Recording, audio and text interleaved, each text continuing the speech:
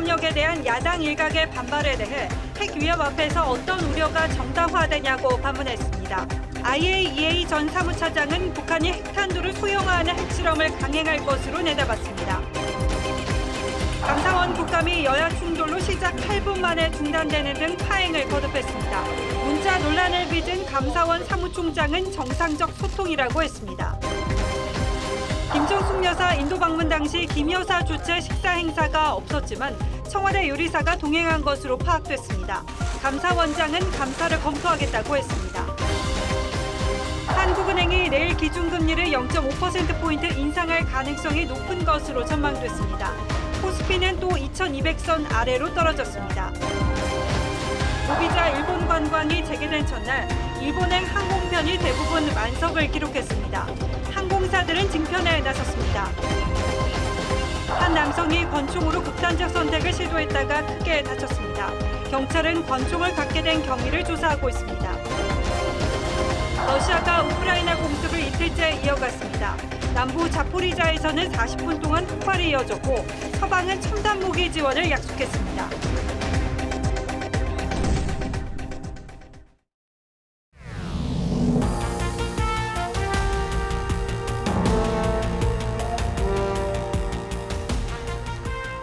시청자 여러분 안녕하십니까? 뉴스9의 신동욱입니다. 북한이 우리를 대상으로 한 전술 핵실험을 지난 보름간 실시했다는 사실을 공개적으로 밝히면서 한반도 안보에 먹구름이 잔뜩 끼고 있습니다. 이제 마지막으로 남은 건 북한의 7차 핵실험이 될 가능성이 더욱 커졌고 이 위기와 맞물려 국내 정치 상황도 더더욱 복잡해지고 있습니다. 이재명 민주당 대표가 북한의 도발에 대응한 한미일 연합훈련을 친일로 규정한 데 대해서 윤석열 대통령이 오늘 정면으로 반박하는 메시지를 냈습니다. 지금은 오로지 북한의 핵 위협에 집중해서 대응해야 할 시기라는 취지의 발언입니다. 관련해서 우리도 북한의 핵 위협에 대응해 전술핵 재배치 논의를 시작해야 한다는 주장도 힘을 얻고 있습니다. 오늘 첫 소식은 황선영 기자가 보도하겠습니다. 윤석열 대통령은 야권의 친일 국방 공세에 현명한 국민이 잘 판단할 것이라고 일축했습니다. 핵 위협 앞에서 어떠한 우려가 정당화될 수 있겠습니까? 한미동맹과 한미일 안보 협력을 바탕으로 한 견고한 대응 체제를 재차 강조하면서 북한을 향해 핵을 통해선 아무것도 얻을 수 없다고 경고했습니다. 윤 대통령은 또 한반도 비핵화 과정을 설명하면서 1990년대 전술핵 철수를 언급해 전술핵 재배치를 검토하는 것 아니냐는 해석을 낳았습니다. 우리나라와 미국의 그 조야의 여러 의견들을 잘 경청하고 또 따져보고 있습니다. 여권 관계자는 전술핵 재배치 검토는 동맹국의 비확산 정책과도 연결된 만큼 신중할 수밖에 없다며 확장 억제 강화로도 부족할 경우 검토할 수 있는 옵션이라고 설명했습니다. 윤 대통령은 대선 후보 시절 조건부 전술핵 재배치와 핵 공유 요구를 공약했다가 미국과의 관계를 고려해 보류한 바 있습니다. 기존의 그 확장 억제가 도저히 안 될 때 미국과 상의해서 마지막으로 이런 걸 할 수 있다는 것이지. 정부가 한미일 합동훈련에 이어 전술핵 재배치까지 선택지에 올려놓으면서 북한의 7차 핵실험을 둘러싼 한반도 긴장은 더 고조될 것으로 보입니다. TV조선 황선영입니다. 북한의 최근 도발을 직접 지휘한 김정은 위원장의 다음 선택이 7차 핵실험일 가능성이 높다는 점엔 국내외 전문가들의 분석이 일치합니다. 특히 탄도미사일에 탑재할 탄두를 소형화하기 위해서 7차 핵실험을 감행할 거라는 분석도 나왔는데 탄두 소형화가 왜 필요한 것인지 구민성 기자가 더 자세히 설명하겠습니다. 북한은 어제 김정은 위원장의 훈련 지휘 사실을 공개하며 전술 핵 운용부대라는 점을 강조했습니다. 전술 핵탄두 탑재를 모의한 탄도미사일 발사 훈련이 진행됐습니다. 이와 관련해 올리 하이노넨 전 IAEA 사무차장은 북한이 전술핵 개발을 위해 핵탄두를 소형화하는 핵실험을 강행할 것이라고 전망했습니다. 전술핵의 폭발력은 5킬로톤 안팎인데 히로시마에 투하됐던 원자폭탄 위력의 3분의 1 수준이나 됩니다. 북한은 지난 2017년 장구 형태의 핵탄두 모형을 공개한 적이 있는데 현재 직경 70에서 80cm인 탄두 크기를 50cm 수준까지 소형화하는 걸 목표로 잡고 있습니다. 북한 입장에서는 제재를 받는 것이 불편하고 어렵지만 궁극적으로 핵무기 보유국가로 인정받음으로써 미국을 비롯한 국제사회와 핵 군축 협상을 하는 것이 최종 목표입니다. 북한 비핵화에 대한 비관론도 팽배해지는 분위기입니다. 영국 파이낸셜 타임즈는 북한 비핵화는 실패했을 뿐만 아니라 웃음거리로 전락했다고 지적했습니다. 한편 북한이 미 레이건함 회항에 대응하기 위해 출격시켰던 군용기 150대 중 일부가 불시착한 것으로 우리 정보당국이 파악했습니다. 정부 관계자는 일부 전투기가 연료 부족으로 본대로 복귀하지 못하고 다른 비행장에 착륙한 것으로 안다고 전했습니다. TV조선 구민성입니다. 자, 이렇게 한반도 안보 상황이 엄중한 상황에서 거대 야당인 민주당의 이재명 대표가 한미일 훈련을 친일로 규정하고 일본군 주둔 가능성까지 언급한 것을 두고 파장이 커지고 있습니다. 여당의 정진석 비대위원장이 이 대표를 비판하며 구한말의 상황을 언급했는데 오늘은 이걸 두고 식민사관 논란으로 번졌습니다. 어떤 내용인지 정민진 기자가 취재했습니다. 국민의힘 전진석 비대위원장이 SNS에 올린 글입니다. 조선은 안에서 썩어 망했고 일본은 조선 왕조와 전쟁을 한 적이 없다며 이재명의 일본군 한국 주둔설은 안보를 망치는 망언이자 거짓말이라고 적었습니다. 한미일 연합훈련을 극단적 친일이라고 했던 민주당 이재명 대표가 일본군 주둔까지 거론하자 무기가 다시 한반도에 걸리는 날 우리는 상상할 수 없지만 그런 일이 실제로 생길 수 있습니다. 자신을 지킬 힘이 없던 조선과 세계 국력 6위에 대한민국은 다르다며 경박한 역사인식으로 국민을 현혹시키지 말라고 비판한 겁니다. 여당 지도부는 민주당 정부에서도 한일 훈련을 한 점을 거론하며 왜곡하지 말라고 했습니다. 노무현 정부와 문재인 정부에서도 한일 합동훈련이 실시된 바 있고 극단적 친일주의라고 하는 자백선언인가. 그러자 민주당 이재명 대표는 일본을 끌어들이는 자충수라고 재차 주장하며 여당의 지적을 색깔론이라고 규정했습니다. 색깔론 공세를 펼치고 있습니다. 해방 이후에 친일파들이 했던 행태와 다를 바가 전혀 없습니다.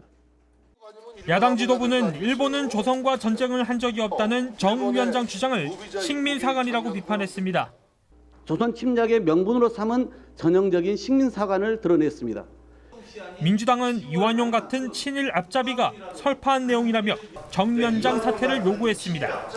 TV조선 정민진입니다. 민주당에선 윤석열 대통령 탄핵 주장이 또 나왔습니다. 초선 강경파 김용민 의원이 진보 시민단체가 주최하는 윤석열 퇴진 집회에 참석해 5년 임기를 채우지 못하게 해야 한다고 주장했습니다. 야당의 현역 의원이 이 집회에 참석한 건 처음인데 여당은 헌정 질서를 정면으로 파괴하는 행위라고 지적하며 쿠데타 획책이라고까지 비판했습니다. 이어서 권은영 기자가 보도하겠습니다. 지난 토요일 청계천 옆 도로, 한 진보단체가 매주 토요일 개최하는 윤석열 퇴진 촛불 대행진이란 집회에 김건희 특검, 윤석열 퇴진이란 팻말을 든 수백여 명 사람들이 노래를 따라 부릅니다.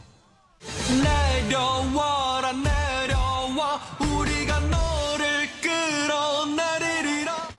민주당 최고위원을 지낸 김용민 의원이 연단에 올라 자격이 없는 사람이 대통령 하겠다 나서서 나라 꼴이 엉망이 됐다며 대통령 퇴진을 주장했습니다.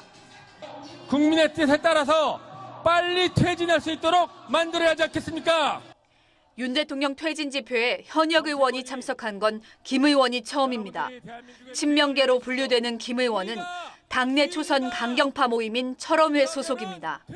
여러분들이 뽑은 대통령 여러분들이 다시 물러나게도 할 수 있습니다. 그게 바로 진정한 국민주권 실현입니다, 여러분. 야당 의원들의 윤 대통령 퇴진 발언은 처음이 아닙니다. 지난 7월 박홍근 원내대표가 국회 교섭단체 연설에서 탄핵을 언급했고 최순실의 국정농단은 헌정사상 초유의 대통령 탄핵으로 이어졌습니다. 경고합니다. 정청래 최고위원도 가세했습니다. 이러다가 임기는 다 채우겠냐. 뭐 이런 얘기를 주로 이제 많이 하셨어요. 여당은 대선 불복, 쿠데타 획책이라고 강하게 반발했습니다. 국정 초반 퇴진 운운은 국가적 혼란을 야기하는 정략적 획책입니다. 대통령실 관계자도 헌정 질서를 흔드는 것이라며 비판했습니다. TV조선 권은영입니다. 국회 국정감사장의 열기도 갈수록 뜨거워지고 있습니다. 오늘 특히 관심을 끌었던 감사원 국감에서는 유병호 감사원 사무총장과 이관섭 대통령실 정책기획수석과의 문자 메시지 문제로 여야가 시작부터 고성을 주고받다가 파행을 빚기도 했습니다. 야당은 감사원의 정치적 독립 문제를 집중적으로 추궁했는데 유병호 사무총장은 어떻게 답변했는지 한송훈 기자가 현장에서 취재했습니다. 유병호 감사원 사무총장은 논란이 된 이관섭 수석과의 문자 메시지에 대해 사과하면서도 정상적 소통이었다는 점을 강조했습니다. 제 문자에 대해서 논란거리를 제공해드려서 송구스럽습니다. 그렇지만 그 소통은 정상적인 겁니다.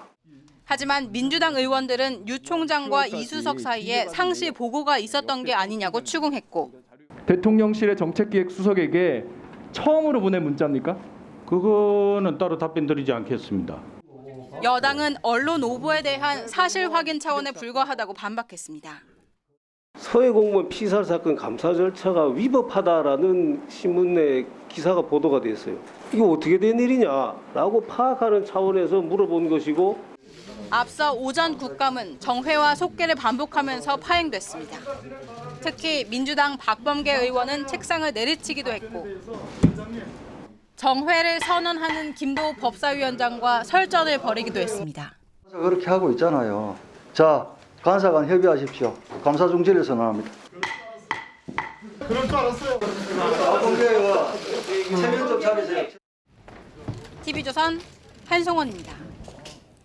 문재인 전 대통령 부인 김정숙 여사의 인도 타지마할 방문이 적절했는지 논란과 관련해서 국정감사에 나온 최재해 감사원장이 감사를 검토하겠다고 밝혔습니다. 특히 오늘 국감에서는 김 여사의 인도 방문에 청와대 요리사와 단골 디자이너의 딸까지 동행한 사실이 새롭게 공개되면서 여야가 격렬한 공방을 벌였습니다. 김아림 기자가 보도합니다. 2018년 11월 김정숙 여사 인도 방문에 동행한 순방단 명단입니다. 문체부 장관 등 6명과 함께 고민정 당시 청와대 부대변인 등 청와대 직원 13명의 이름이 적혀 있습니다. 명단에는 청와대 한식조리장인 A씨의 이름도 올라 있습니다. 문재인 대통령은 한국에 있었는데 대통령 식단을 담당하는 요리사가 김 여사 인도 방문에 함께 간 겁니다. 명단에는 올해 3월 사적 채용 논란을 빚었던 김 여사의 단골 디자이너 딸인 B씨 이름도 있었는데 총무비서관실 소속이었습니다. 당시 청와대는 프랑스 국적인 B씨의 채용이 논란이 되자 제2부속실에서 행사 의전을 하는 계약직 공무원이라고 해명한 바 있습니다.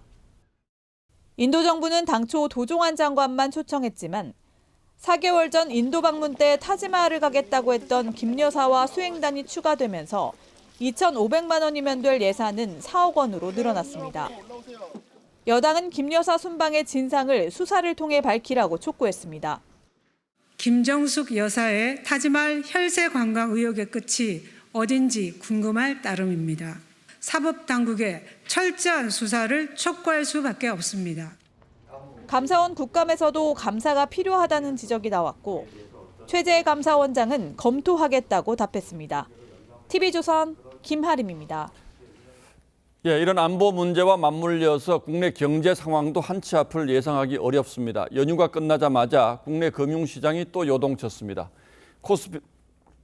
코스피는 장중 2170선까지 밀려났고 원달러 환율은 오늘 하루에만 20원 넘게 오르며 1430원대에 다시 진입했습니다. 우크라이나 사태의 북핵 리스크까지 겹치면서 우리 경제의 긴장감이 더욱 고조되고 있습니다. 보도에 김지아 기자입니다. 연휴에도 이어진 북한의 미사일 도발. 북한의 7차 핵실험 가능성에 무게가 실리면서 한반도를 둘러싼 지정학적 우려가 고조되고 있습니다. 여기에 미국의 개선된 고용지표 발표가 연준의 금리 인상을 더욱 가속화시킬 거란 분석에 뉴욕 증시가 폭락했고 미국의 대중 반도체 수출 규제 소식과 우크라이나 사태 악화도 시장에 불안감을 더했습니다. 이렇게 겹겹이 쌓인 악재 속에 우리 증시는 장 초반부터 출렁였습니다. 코스피는 2,200선 아래로 주저앉았고 코스닥은 4% 넘게 폭락하며 연저점을 경신했습니다. 원달러 환율은 오늘 하루에만 22원 오르며 일주일 만에 다시 1,430원을 돌파했습니다. 이런 가운데 내일 열리는 한국은행 금통위에선 0.5%포인트 기준금리를 인상하는 빅스텝이 확실시되는 상황. 해외 여건의 변화가 국내 물가와 성장 흐름, 금융 외환 시장에 미치는 영향을 면밀히 점검하면서 결정할 것입니다. 하지만 금리 인상 이후에도 우리 경제는 가시밭길을 걸어갈 거란 우려가 여전합니다. 금리 인상 자체로 안정화시키기에는 여전히 어려움이 있는 것으로 생각되고요. 물가 상승과 경기 부진이 함께 진행되는 스태그플레이션 우려도 역시 확대되고 있는 것으로.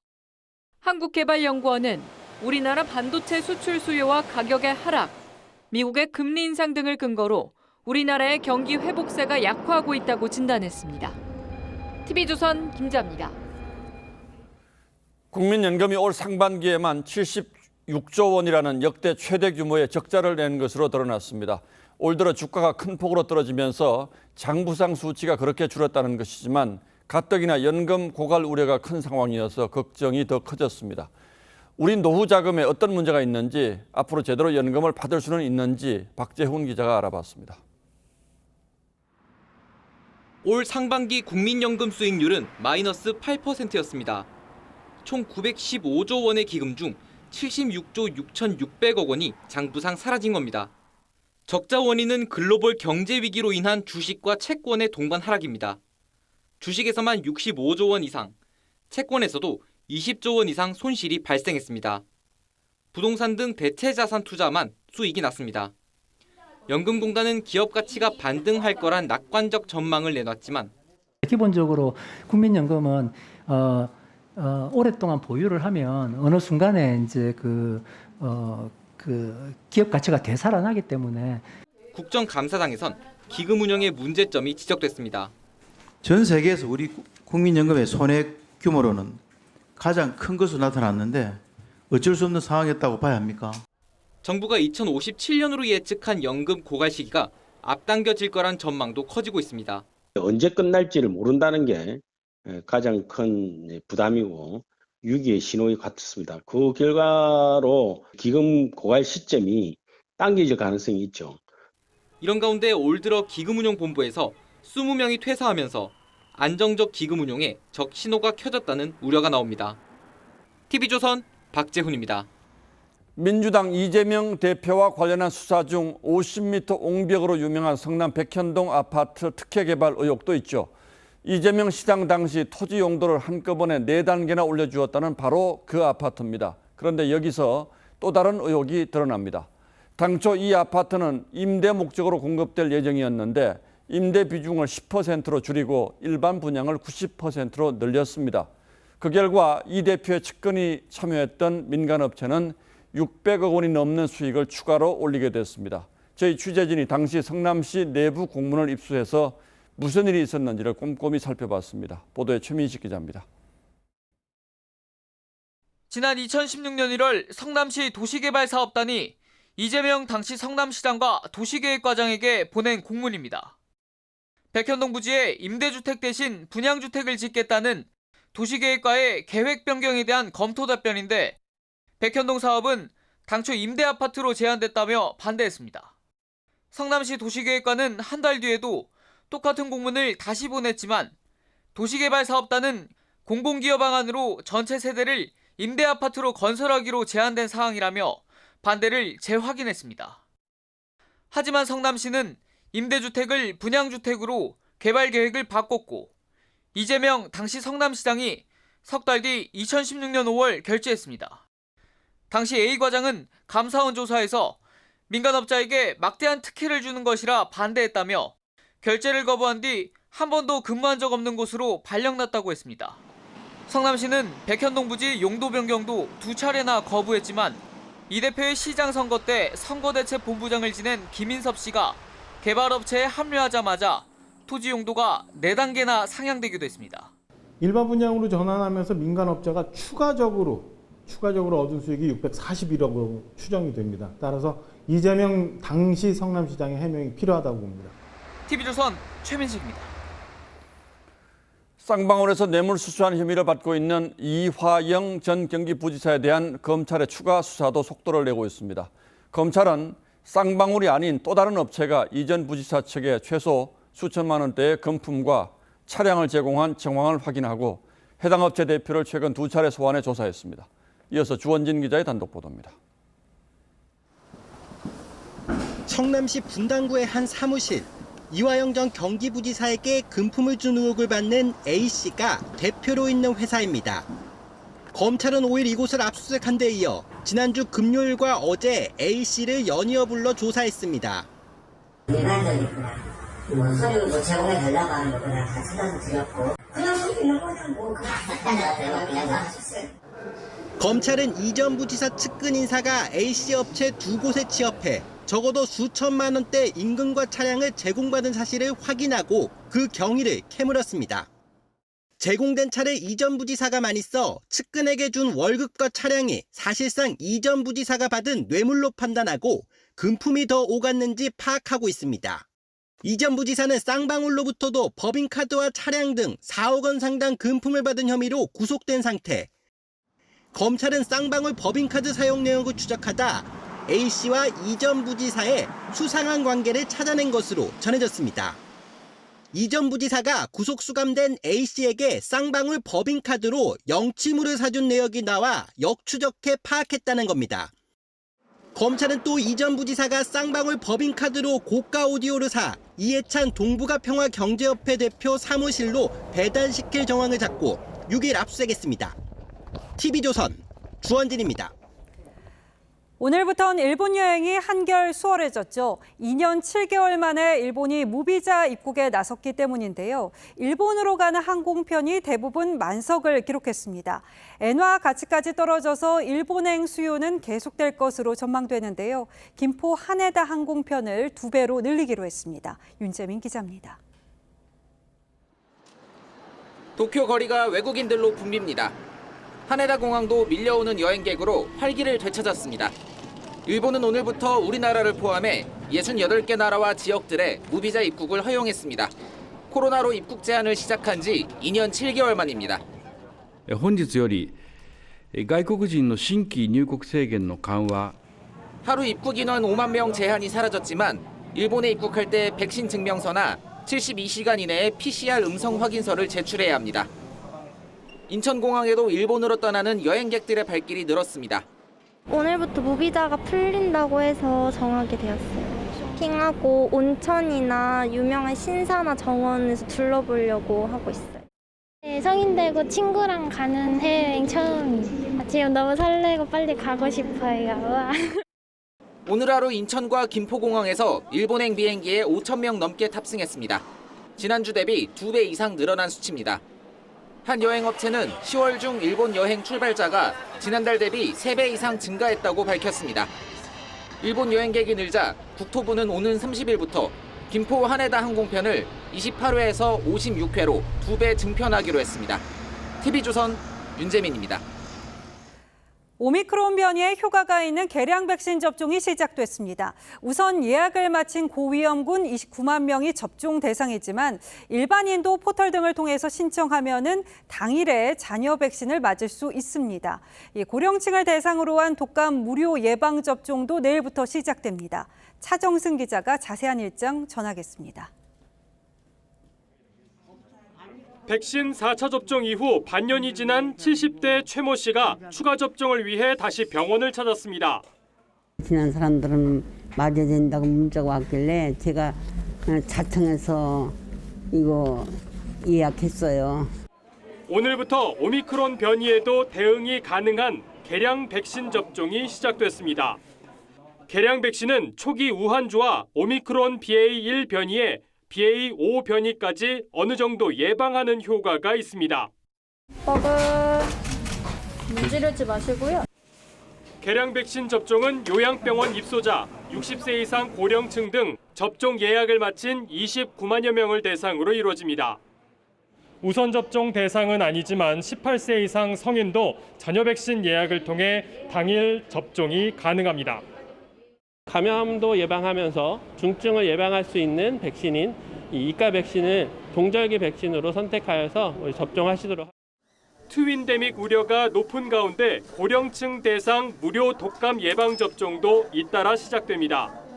만 75세 이상은 내일부터, 다음 주는 70세 이상으로 그 대상이 확대됩니다.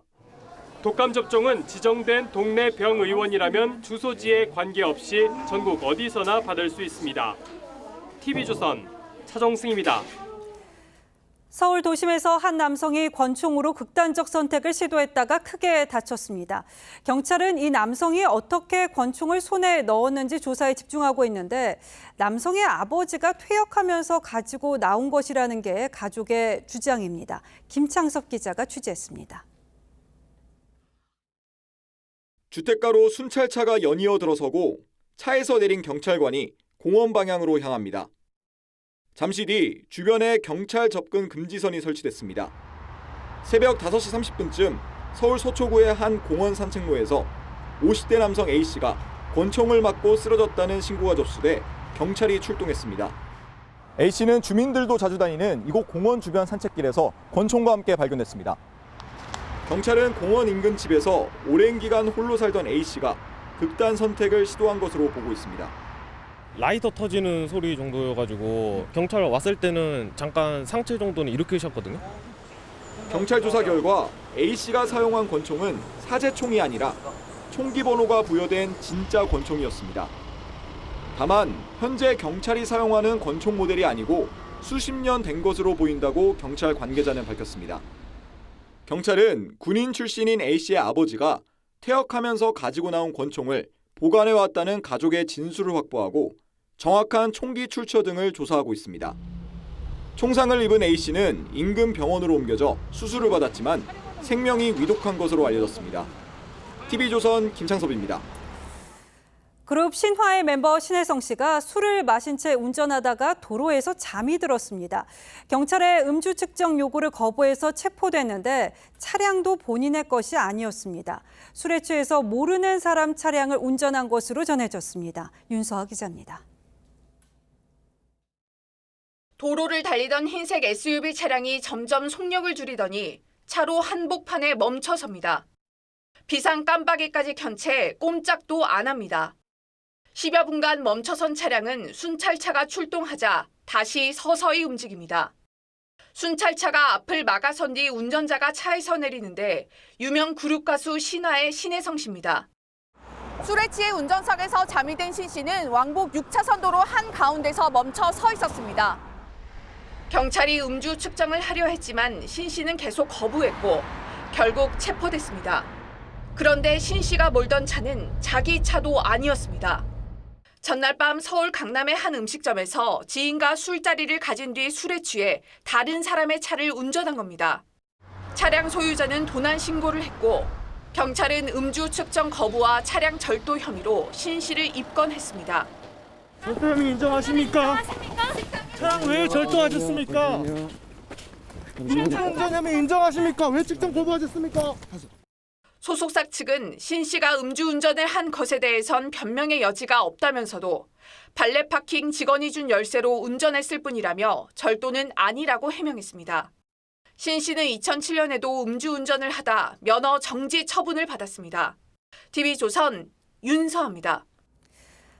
5억 원대 신종 마약을 판 태국인이 무더기로 붙잡혔습니다. 대부분 불법 체류자였는데 취업이 어려운 상황에서 마약 밀반입으로 손쉽게 돈벌이에 나선 것으로 드러났습니다. 김동영 기자입니다.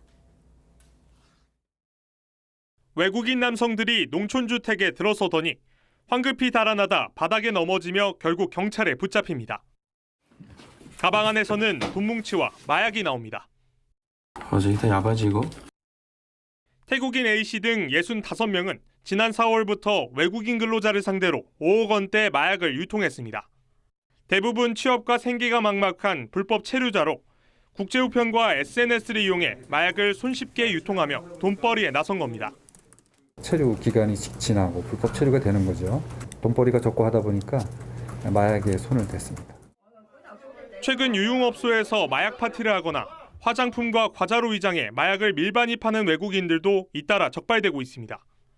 지난해 외국인 마약 사범은 2,300여 명으로 10년 만에 6.5배가 늘었습니다. 외국인 근로자 사이에서는 이미 마약이 뿌리 깊게 퍼졌다는 분석도 나옵니다. 뿌리를 내린 상태다. 저는 그렇게 보고 있어요. 누적되어 왔던 것들이 이제 드러나고 있는 거다. 경찰은 외국인 근로자 마약 사범 단속은 물론 마약 공급 경로까지 수사를 확대할 방침입니다. TV조선 김동영입니다. 지난달 경남 진주에서 20대 남성이 가스 배관을 타고 헤어진 여자친구 집에 침입했다가 경찰에 붙잡혔죠. 당시 법원이 구속영장을 기각했었는데 풀려난 뒤에 휴대전화 위치 추적 앱을 이용해서 전 여자친구를 또 스토킹하다 붙잡혔습니다. 스토킹의 재범 가능성을 고려하지 않은 법원 판단이 아쉽습니다. 이성진 기자입니다. 다세대 주택 가스 배관을 타고 2층으로 기어오르는 남성. 지난달 경남 진주에서 헤어진 여자친구 집에 침입한 20대 A씨가 경찰에 붙잡혔습니다. A씨는 범행 1시간 전쯤 경찰에 스토킹 범죄 처벌 경고를 받았지만 아랑곳하지 않았습니다. 경찰이 구속영장을 신청했지만 법원은 도주 우려가 없다며 기각했습니다. 피해 여성은 이사를 한 뒤 경찰의 신변 보호를 받고 있었지만 풀려난 A씨는 합의를 요구하며 지난 3일부터 어제까지 전화와 SNS를 70여 차례 보냈습니다. 법원이 명령한 온라인과 전화 금지를 어기더니 어제 새벽에는 휴대전화 위치 추적 앱을 악용해 피해 여성이 있던 식당까지 찾아갔습니다. 전화를 해도 안 받고 또 카톡을 보내도 안 받고 이러니까 위치 추적 어플을 이용해갖고 식사하고 있는데 찾아간 거예요. 식당에 동행했던 피해 여성의 지인이 경찰에 신고해 A씨는 현장에서 붙잡혔습니다. 경찰은 오늘 A씨에 대한 구속영장과 유치장에 한 달 입감할 수 있는 잠정조치 4호를 법원에 신청했습니다. TV조선 이성진입니다. 영남 출신 정치인들이 호남을 방문할 때 호남의 며느리, 호남의 사위 등을 강조하곤 하죠. 그 반대 상황도 보셨을 겁니다. 지역 갈등을 누그러뜨리는 게 쉽지 않기 때문이겠죠. 이 전라남도와 경상북도가 지방시대를 함께 열어가자는 취지로 대화합의 자리를 마련했습니다. 먼저 영호남 출신 인기 가수들이 공연으로 화합의 무대를 열었고 이 다양한 특산물도 교류하면서 영호남의 협력과 상생 발전을 다짐했습니다. 이심철 기자입니다. 하나, 둘, 셋! 경상북도와 전라남도가 한자리에 모였습니다. 국가 균형 발전과 지방 분권 강화에 힘을 모으자는 비전 선언문을 발표합니다. 모든 분야에서 함께 협력해 나가면서 상생 발전과 함께 대한민국의 새로운 길을 만들어 가도록 하겠습니다. 지방시대의 정착이 대한민국 발전의 토대가 될 것이라는 점도 분명히 했습니다. 지방시대 열지 않으면 대한민국은 초인류 국가로 가기 어렵습니다. 전라남도와 경상북도가 먼저 화합의 장을 열어서 상생 장터에서는 영호남 주민들이 서로 특산물도 교류합니다. 엄청 많이 샀습니다. 지금 한 7, 80만 원 샀습니다. 이렇게 친해지면은 우리가 필요하면은 우리가 전화로 구입한 택배 좀 보내줄 수도 있고. 개막 첫날 마련된 화합 콘서트에서는 진성과 송가인, 박창근, 이천원 등 영호남 출신 가수들이 선을 보였습니다. 멋진 화음이 어우러진 합동 공연으로 영남과 호남이 화합하는 무대를 이뤘습니다. 올해 처음으로 경북에서 열린 영호남 화합대축전은 앞으로 전남과 경북에서 번갈아 열릴 예정입니다. 경북과 전남은 이번 화합대축전을 계기로 연구중심의과대학 추진과 국가해양정원 조성 등의 현안 사업에 공동 대응하기로 했습니다. TV조선 이심철입니다. 사실 영호남 주민은 위기 때마다 하나된 모습을 보여왔습니다. 대구가 코로나로 고통받을 때는 광주 시민이 아낌없이 병상을 내줬고 전남에 집중호우가 내리자 대구 자원봉사단이 한 걸음에 달려갔습니다. 위기의 순간에 영호남은 따로 없었습니다. 장동욱 기자입니다. 지난달 추석 연휴를 앞두고 태풍 흰남노가 할퀴고 간 경북 포항. 집과 가족을 잃고 시름에 잠긴 포항 시민에게 전북 자원봉사자가 앞장서 도움의 손길을 내밀었습니다. 포항 시민들도 가족들하고 또 이런 좋은 시간을 또 보내셔야 하는데 2년 전 전남 담양 지역이 집중호우로 큰 피해를 입자 이번엔 대구 달성군이 나서 성금과 구호물품, 자원봉사단 200여 명을 파견했습니다. 영남이 힘들 땐 호남이, 호남이 어려울 땐 영남이 도움을 자청한 건데 위기가 닥쳤을 때 영호남 주민이 힘을 합친 건 어제 오늘 일이 아닙니다. 2020년 초 대구 지역에서 코로나가 급속 확산되자 광주가 먼저 나서 우리는 형제라는 플래카드와 함께 지역 병원에 대구 환자를 받아들였습니다. 형제 도시입니다. 대구는 재생적인 차원에서 전폭 수용하고 두 도시의 우정은 남달리 끈끈해 달구벌 대구와 빛고을 광주의 상생 사업으로 시작한 달빛 동맹도 10년째 이어지고 있습니다.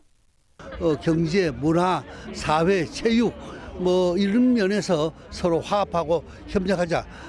고통은 나누고 즐거움은 함께해온 영호남 화합의 역사가 오늘도 이어집니다. TV조선 장동우입니다. 예, 다음 뉴스입니다. 크림대교 폭발에 대한 보복으로 러시아가 이틀째 우크라이나 공습을 이어갔습니다. 사상자가 이미 100명을 훨씬 넘어선 가운데 도시 곳곳에서 폭발음이 들렸고 수도 전기 같은 기관시설의 피해가 집중됐습니다. 러시아군이 겨울을 앞둔 우크라이나 주민들의 공포감을 키우기 위해서 기관시설을 골라서 공습한 거란 분석도 나왔습니다. 황정민 기자가 보도합니다. 러시아의 보복 공격은 이틀째 계속됐습니다. 자포리자와 오데사 등에서 폭발이 일어났고 수도 키이우를 비롯한 우크라이나 전역에 공습 경보가 내려졌습니다. 어제 오전에만 84발이 넘는 미사일이 우크라이나를 향해 발사됐고 이 가운데 절반 이상이 키이우를 포함한 주요 도시 10여 곳에 떨어졌습니다. 이란산 무인 공격기까지 동원된 러시아 공습에 최소 19명이 숨졌고 105명이 부상을 입었습니다. Велика терористична атака російських варварів на столицю та обласний центр України. 무차별 폭격은 놀이터까지 잿더미로 만들었고 출근하다 놀란 시민들은 지하철 방공호로 피신했습니다.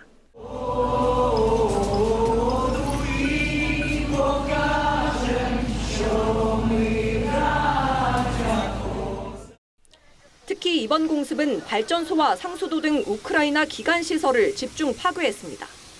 전장에서 밀리고 있는 푸틴이 겨울철을 앞두고 전력과 난방 시스템 마비를 노리면서 공포감을 확산시키려 한다는 분석이 나옵니다. Вони прагнуть паніки і хаосу, хочуть знищити нашу енергосистему. 러시아는 우방 벨라루스와 연합군까지 편성하며 전세 뒤집기에 사활을 걸고 있습니다. TV조선 황정민입니다. 러시아의 전방위 보복 공습에 국제사회는 한 목소리로 러시아를 규탄하며 압박했습니다. 유엔은 특별 긴급총회를 열고 러시아의 잔혹행위에 대한 책임을 묻겠다고 했고 미국과 독일 등 서방 국가들은 우크라이나의 첨단 무기 지원을 약속했습니다. 보도에 변재영 기자입니다. 백악관 등 미국 주요 시설을 보호하는 데 사용되는 첨단 지대공 미사일 나삼스. 미국 정부는 이 무기를 기존 일정보다 앞당겨 우크라이나에 지원할 것으로 보입니다. 러시아 본토 공격 위험 때문에 꺼려왔던 에이테크스 지원 가능성도 커졌습니다. We're in constant communication with the Ukrainians almost every day about what their needs are, and we do the best we can in subsequent packages to meet those needs. Obviously, air defense came up. 독일은 우크라이나 공중 방어망이 매우 중요해졌다며 방공 시스템 지원을 약속했습니다. 나토와 유럽연합도 21세기에 있을 수 없는 만행이라고 규탄하며 추가 군사 지원에 나서기로 했습니다. Russia once again has shown to the world what it stands for. It is terror and brutality. 러시아의 우크라이나 영토 병합 시도를 규탄하기 위해 소집된 유엔 총회는 러시아 공습 성토의 장이 됐습니다. Constitutes another unacceptable escalation of the war, and as always, civilians are paying the highest price. 러시아의 우호적이던 중국과 인도 등도 우려를 표명했습니다. TV조선 변재영입니다. 예, 요즘 식당, 카페 같은 데 가보면 노키즈 존, 즉 아이는 데리고 오지 말라는 곳이 늘고 있습니다. 감정적으로도 야박하게 느껴지고 아이가 자꾸 줄어들고 있는 우리 사회 전체를 위해서도 바람직한 일인가 의문이 있습니다. 그러나 영업하시는 분들은 나름의 이유가 있긴 하겠죠. 뭐가 문제인지 짚어보겠습니다. 자, 홍영 기자도 아이 키우니까 노키즈 존이라고 하면 좀 서운하긴 하죠. 네. 예, 그럴 겁니다. 대체 이런 건 언제 생긴 겁니까?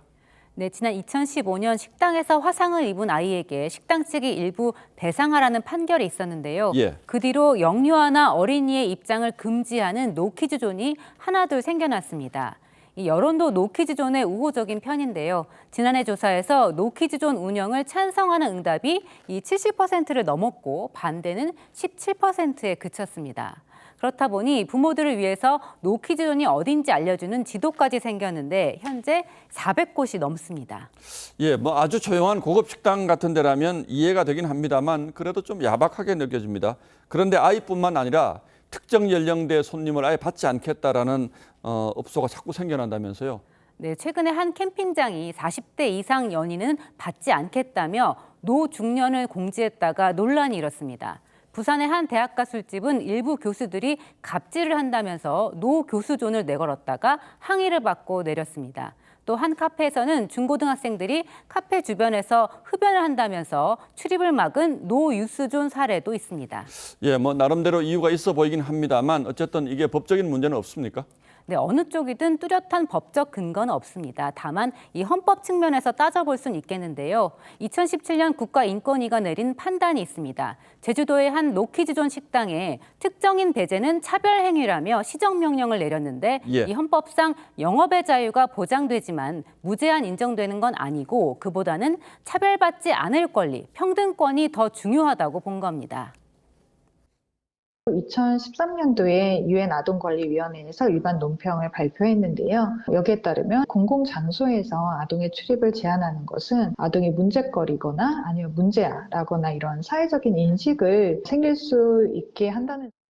예, 뭐 법적으로 딱 부러진 결론 내기는 어려운 문제고 사회적으로 타협이 필요한 과제인데 당사자들 특히 우리 아이들이 입을 상처도 좀 고려는 해야 하지 않겠습니까? 네, 많은 연구들이 아이들 역시 차별의 문제로 느낀다고 보고하고 있습니다. 이 전문가들은 정서 발달에도 심각한 악영향을 준다고 지적합니다. 이 아이가 입장을 거부당했을 때 혼란은 물론이고 자기 때문에 못 들어간다는 죄책감까지 느낄 수 있다는 겁니다. 예. 어른들은 들어가면서 왜 나는 못 들어갈까? 왜 나를 거부하지? 이런 생각을 아이들은 갖게 되는 것이죠. 그렇게 됐을 때 사회에서 나를 받아주지 않는구나, 나를 싫어하는구나, 그러면서 아이들의 자존감은 낮아질 거고 사회에 대한 부정적인 생각이 들 수밖에. 예, 뭐 물론 영업의 자유도 있겠습니다만 손님을 가려받는 풍토가 확산하는 건 우리 사회에서 결코 바람직스럽지 않은 건데 자, 이게 뭘 의미하는지 한번 돌아볼 필요는 있을 것 같습니다. 예, 홍영 기자 잘 들었습니다.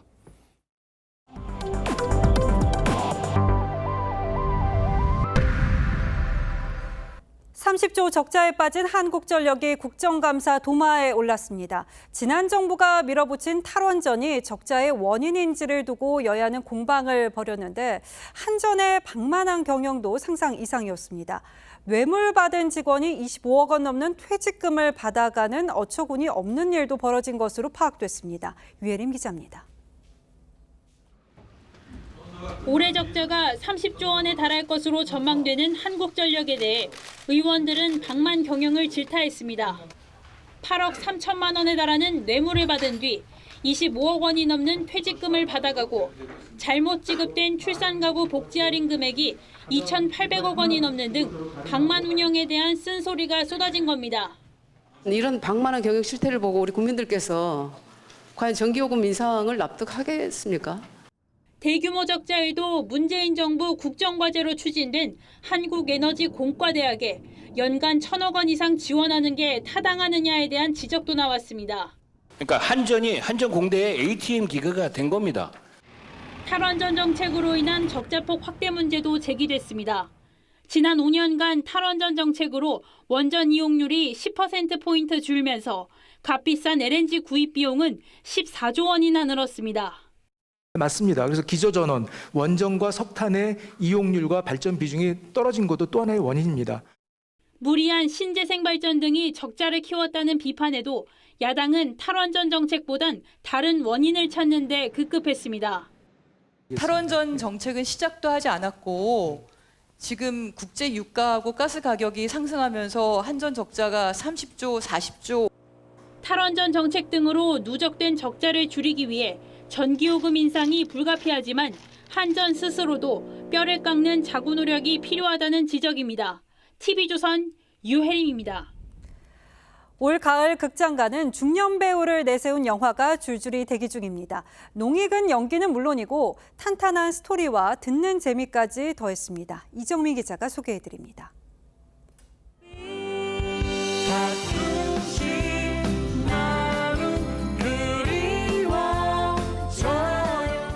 대한민국 대표 연기파 중견 배우 염정아, 류승용이 국내 최초의 주크박스형 뮤지컬 영화 인생은 아름다워로 스크린에 돌아왔습니다.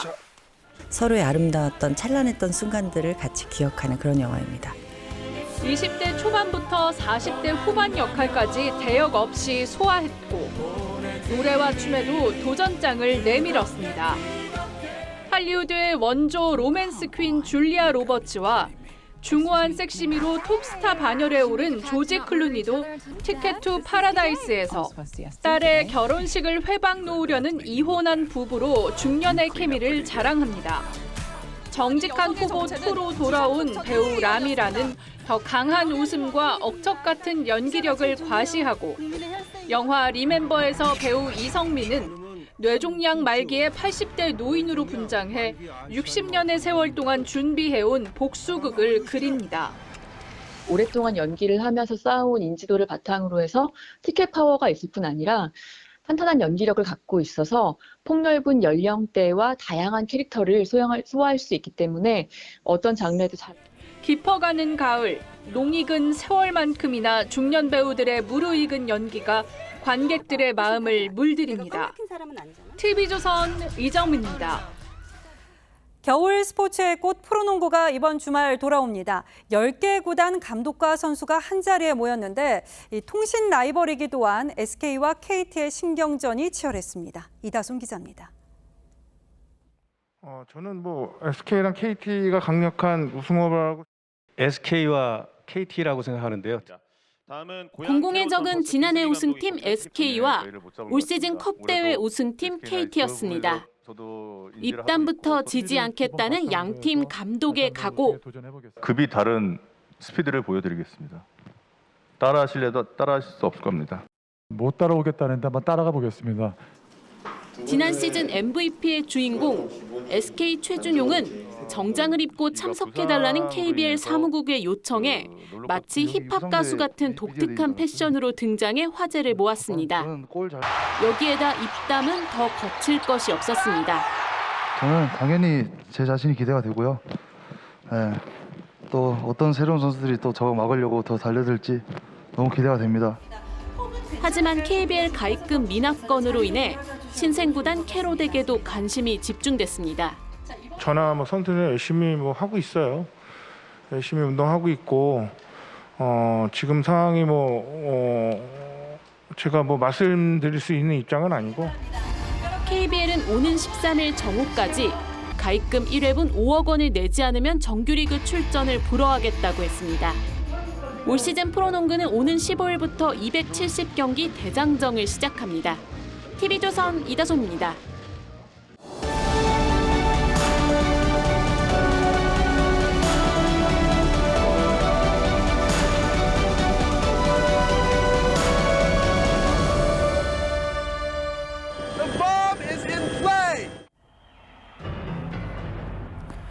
테러 조직이 슈퍼볼 개막전이 열리는 미식 축구 경기장에서 핵탄두를 터뜨립니다.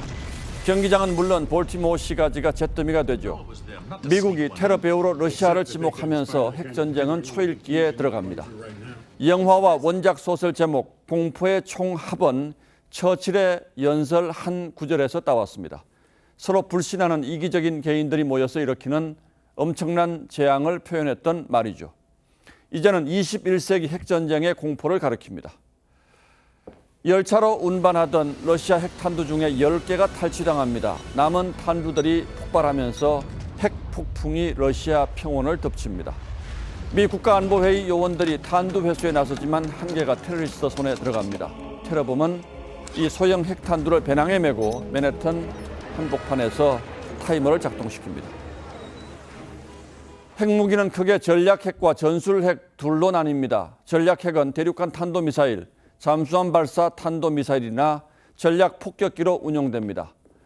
대도시와 전략시설을 초토화하는 데 비해 전술핵은 실전에서 목표물을 정밀 타격하는 용도로 쓰입니다. 미사일 사거리가 짧고 파괴력도 작은 편이지만 가벼워서 기동성이 뛰어납니다. 그래서 테러 영화에 자주 등장하곤 하죠. 김정은 위원장이 지난 보름간의 전술 핵탄두 탑재를 위한 운용 부대 훈련을 직접 지휘했다고 북한이 공개했습니다. 용도에 따라서 신종 단거리 탄도미사일 3가지와 미니 잠수함 미사일을 선택해 언제든 소형 전술핵을 실을 수 있다는 공개 선언입니다. 그러면서 북한은 목적하는 시간과 장소에서 목적하는 대상들을 타격, 소멸할 준비가 완전하게 돼 있다고 장담했습니다. 훈련 좌표도 남조선 작전지대 비행장, 주요 군사 지휘시설과 항구라고 구체적으로 찍었습니다. 전술핵이 한미의 대북 미사일 요격 체제를 흔드는 이른바 게임 체인저로 등장할 가능성이 커진 겁니다. 김 위원장은 핵 선제 공격을 법으로 만든 데 이어서 이제는 적들과 대화할 내용도 필요성도 없다고 했습니다. 푸틴 대통령이 전술핵 카드를 만지는 것을 보며 자신감이라도 얻은 걸까요? 7차 핵실험도 실전용 소형 전술핵일 거라는 예상이 많이 나오고 있습니다. 그런데 우리 내부에서는 이 엄중한 안보 위기가 정쟁거리가 되어버린 듯합니다. 민주당과 이재명 대표는 연일 친일 국방 논란을 일으키면서도 북한의 미사일 발사와 전술핵 선언에는 침묵하고 있습니다. 북한이 그동안 위장 평화쇼를 벌이며 장막 뒤에서 핵전력을 고도화해온 사실은 어느 누구도 부인하기 어렵습니다.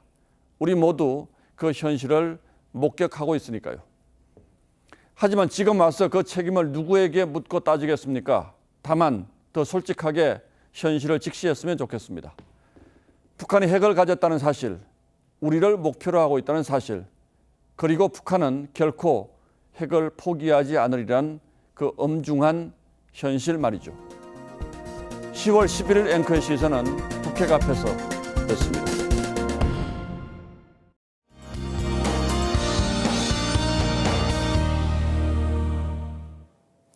초겨울이 된 듯 날이 부쩍 추워졌습니다.